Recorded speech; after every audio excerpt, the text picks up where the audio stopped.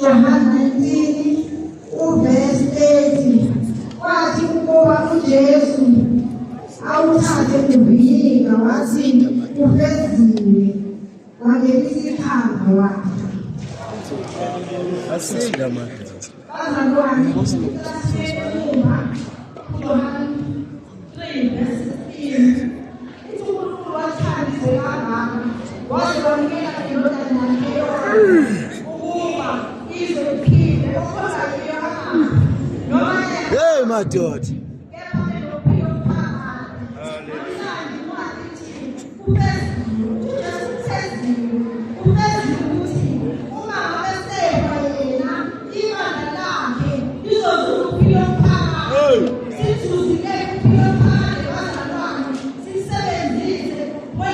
Oh Jesus.